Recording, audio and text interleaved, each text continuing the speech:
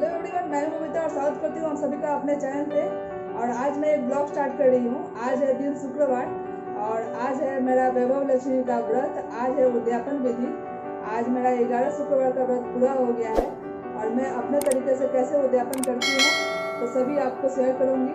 तो चलिए, सुबह से हमने क्या क्या किया है, अभी हमने क्या बनाया है तो सभी के लिए, और कैसे मैं पूजा करती हूँ, कैसे मैं उद्यापन करूँगी, सभी आपको शेयर करूँगी। तो चलिए हमारे साथ बने रहिए और वीडियो को एंड तक देखिए। अगर आपको ये वीडियो अच्छा लगता है तो हमारे चैनल को सब्सक्राइब करने के साथ साथ बेल आइकन को प्रेस कीजिए और ज़्यादा से ज़्यादा लाइक और शेयर कीजिए। तो चलिए, तो सभी के लिए प्रचार प्रसार है।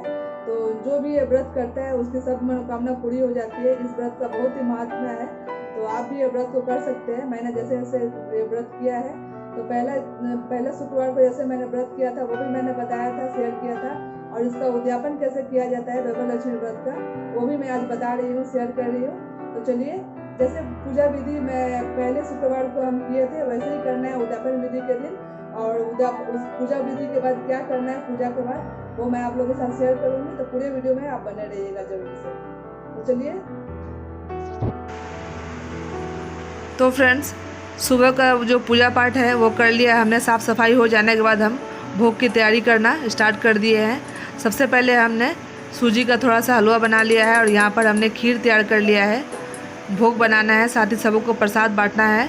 तो खीर, और यहाँ पर हमने गेहूं का आटा लगा कर रख लिया है, थोड़ा सा मोयन डालकर आटा लगाया है हमने पूड़ियों के लिए।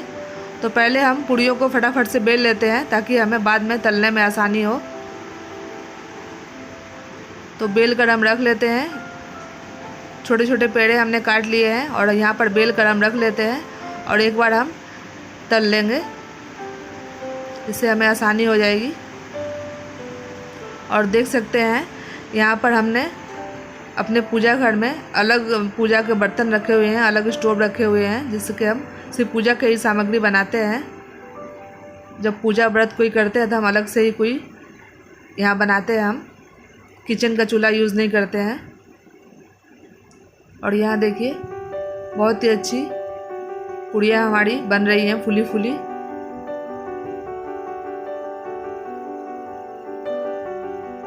और इसी प्रकार से सारी पूड़ियों को हम तल लेते हैं। और पूड़ियों को तलते तलते हमें बहुत समय लग गया, करीब 3:30 बज गए, क्योंकि ऐसे वाले स्टोव में हमें आँच उतना नहीं लग रहा था, आँच बहुत कम लग रहा था, तो काफ़ी बीच बीच में परेशानी हो रही थी। लेकिन आहिस्ता आहिस्ता करके हमने सारी पूड़ियों को तल लिया।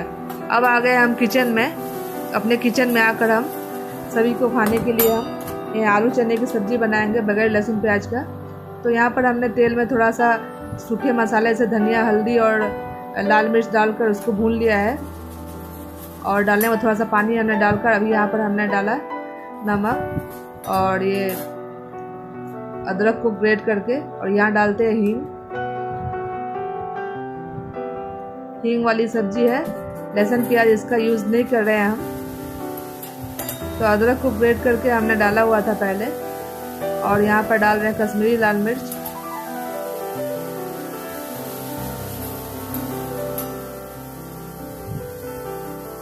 प्रसाद का ये जो सब्जी है बहुत ही स्वादिष्ट बनता है। और यहाँ पर हमने थोड़ा सा चीनी डाला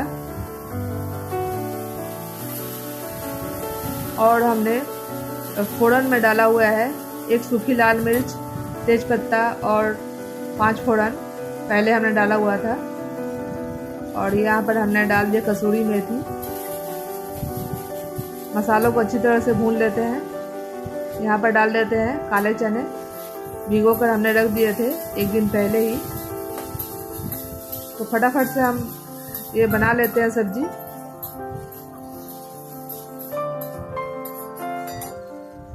और यहाँ पर हमने कुछ आलू को बॉईल करके रखे हुए थे, तो उन्हें भी इनसे फोड़ फोड़ कर हम डाल देते हैं ताकि ये साथ में भुन जाए। बहुत ही स्वादिष्ट सब्जी बनी थी। प्रसाद का ये सब्जी बहुत ही स्वादिष्ट बना था, तो आप भी बना सकते हैं। अगर आपको इसकी रेसिपी फुल देखनी हो तो आप हमें कमेंट करके बता सकते हैं। तो कभी भी कोई व्रत हो, त्यौहार हो, तो आप ऐसी सब्जी बना सकते हैं।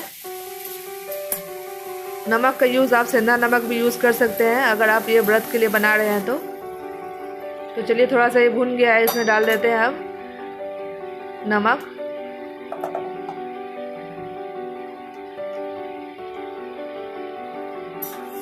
और थोड़ा सा काला नमक भी हमने डाला है।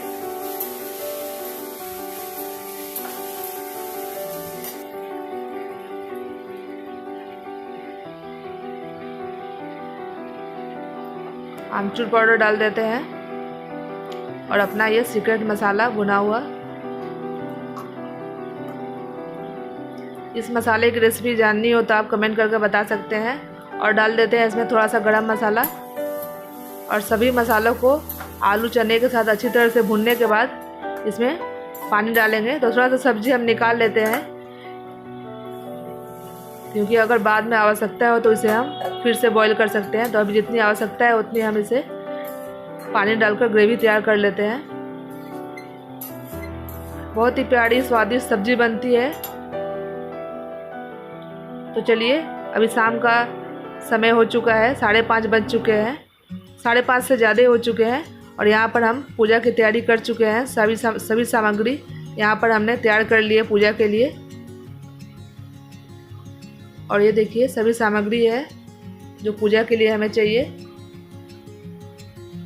और ये देखिए सुहाग का सामान जो हम सुहागन औरतों को देंगे उद्यापन के टाइम में। ये सारी सामग्री है। पुस्तकें हैं वैभव लक्ष्मी जी की। और श्रृंगार का जो सामान है अलता, सिंदूर, बिंदी और इत्र, परफ्यूम है। तो चलिए हम पूजा करने बैठ गए हैं। अभी 6:30 बज रहा है, काफ़ी लेट हो चुका है। तो यहाँ पर हम तांबे के लोटे में, जैसे हम पूजा करते हैं वैसे ही करेंगे। तांबे के लोटे में हल्दी, कुमकुम, चावल का अक्षत, फूल डालकर हम कलश को स्थापित कर देते हैं। और यहाँ पर एक मुट्ठी चावल का हमने ढेर रखा हुआ है चौकी पे। उसी के ऊपर, चावल के ऊपर हमने कलश को बैठा दिया है, जमा दिया है। और इस कटोरी में हम रखेंगे सोने की अंगूठी। कोई भी गहना आप रख सकते हैं, सोने का हो, चांदी का हो। और यहाँ पर माता लक्ष्मी जी का चांदी का सिक्का है, स्नान कराकर स्थापित कर लेते हैं। तो पूजा विधि हम आगे की स्टार्ट करेंगे। उससे पहले हम माता लक्ष्मी देवी की, वैभव लक्ष्मी जी की 8 रूपों का हम दर्शन करेंगे जो पुस्तक में दिया गया है। और प्रणाम करके हम कहेंगे कि हे माता लक्ष्मी, जैसे आपने शीला की सभी मनोकामना पूर्ण की, वैसे सभी की आप मनोकामना पूर्ण करना ऐसे ही। और प्रणाम करेंगे। उसके बाद हम श्री यंत्र का दर्शन करेंगे जो माता लक्ष्मी जी की बहुत ही प्रिय यंत्र है, किताब में दिया हुआ है। तो माथा टेक कर हम प्रणाम कर लेते हैं। और ये देखिए इस श्री यंत्र के जो चित्र है, माथा टेक कर प्रणाम कर लेते हैं। और माता के सभी रूपों का, 8 रूपों का दर्शन करने के बाद हम लक्ष्मी स्तवन का पाठ कर लेंगे। उसके बाद हम स्तवन का पाठ कीजिए। उसके बाद से आप आगे की जो पूजा विधि है वो कंटिन्यू कीजिए।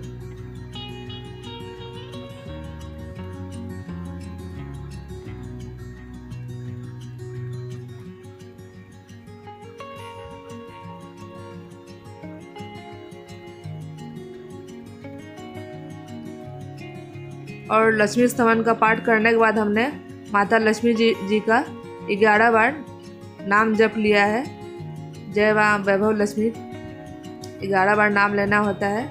अब पूजा विधि हम प्रारंभ करते हैं। तो सबसे पहले जो कटोरी हमने सोने की जो गहना रखा हुआ है उसमें हम हल्दी, कुमकुम, अक्षत चढ़ाकर पूजा कर लेते हैं। लाल फूल चढ़ाएंगे। माता लक्ष्मी जी को लाल फूल अति प्रिय है।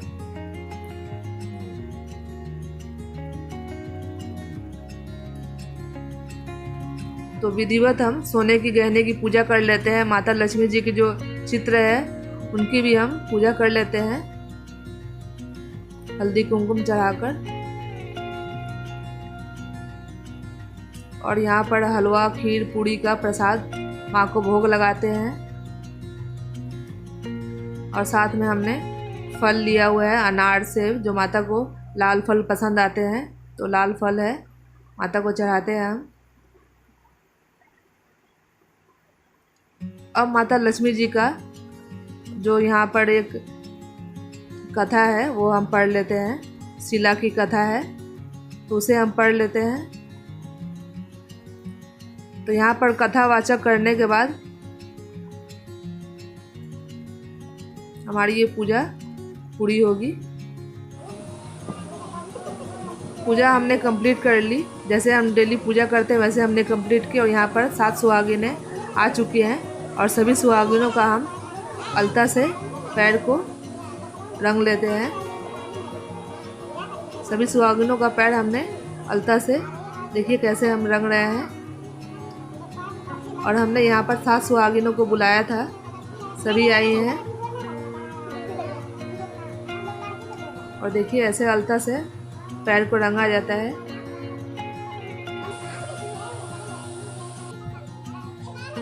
और यहाँ पर देख सकते हैं 7 सुहागिन। अब हम उद्यापन विधि स्टार्ट करते हैं। उद्यापन विधि हम स्टार्ट कर चुके हैं पैर रंगने के साथ ही। तो सबसे पहले हमने सभी को प्रणाम करके सभी को हमने अलता लगाया पैरों में। अब यहाँ पर हम मांग भर लेते हैं, सिंदूर और कुमकुम से मांग भर लेते हैं।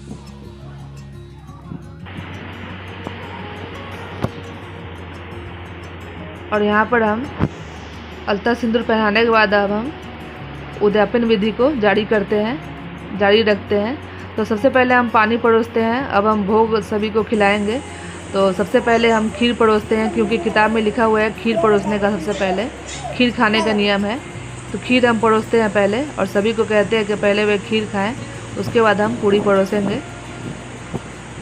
तो फ्रेंड्स, प्रसाद बहुत ही स्वादिष्ट बना था खीर और हमारी जो पूजा सामग्री थी।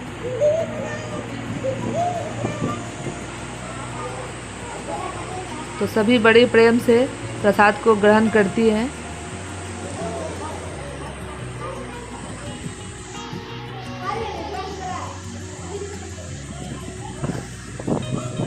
आज मेरा यह 11 शुक्रवार का व्रत पूरा हुआ। आज उद्यापन विधि है और इसी प्रकार से उद्यापन विधि की जाती है।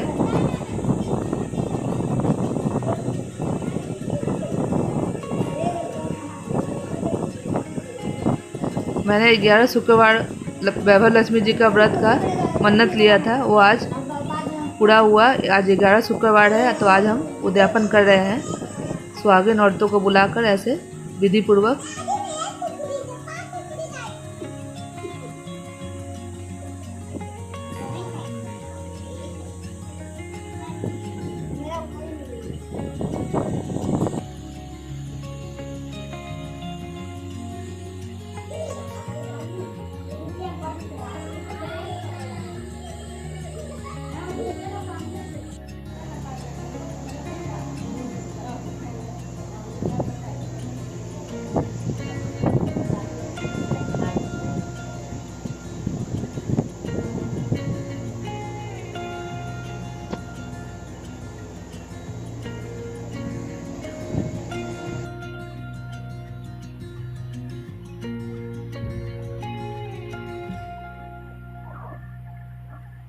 और यहाँ पर भोजन कर लेने के बाद सबको हाथ धुलाकर हमने फिर से बैठाया है।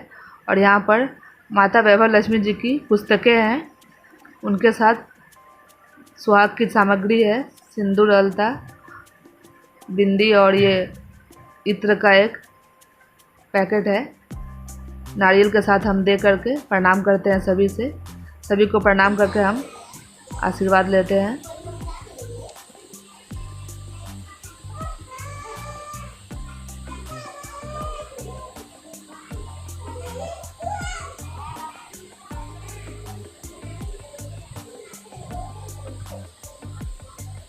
सुहाग की सामग्री दान करना बहुत ही अच्छा होता है, बहुत ही अच्छा ये माना जाता है।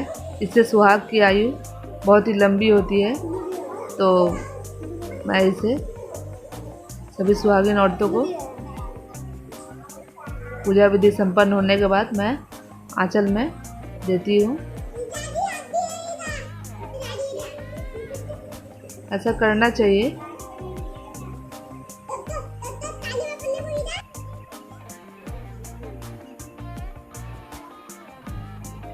और इसी प्रकार से मैं सभी को प्रणाम करते जा रही हूँ।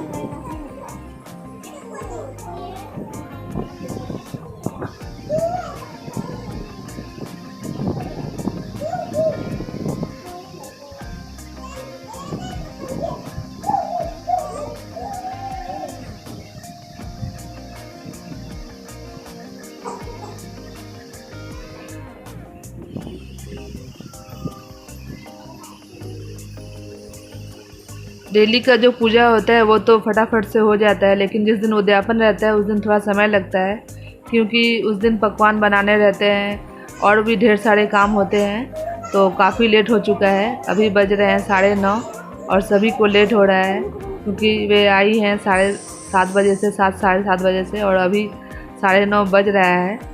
तो काफ़ी लेट हो चुका है। मैं फटाफट से करने की कोशिश कर रही हूँ।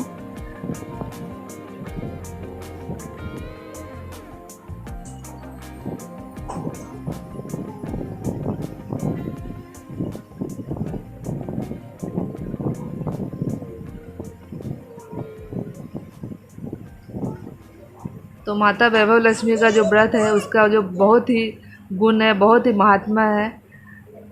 कोई भी ये व्रत को कर सकता है, बहुत ही फलदायी, सभी मनोकामना को पूर्ण करने वाला ये व्रत होता है। तो माता का व्रत ये कोई भी कर सकता है, आप लोग भी कर सकते हैं अगर इच्छुक हो तो।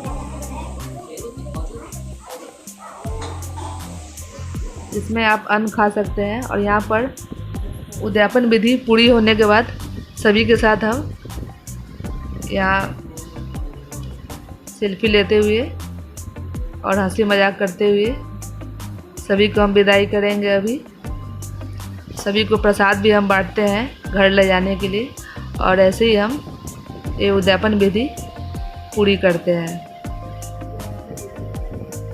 और इसी प्रकार से हमारी जो माता वैभव लक्ष्मी जी की उद्यापन विधि है पूरी होती है। तो जय माँ वैभव लक्ष्मी, जय माँ भगवती।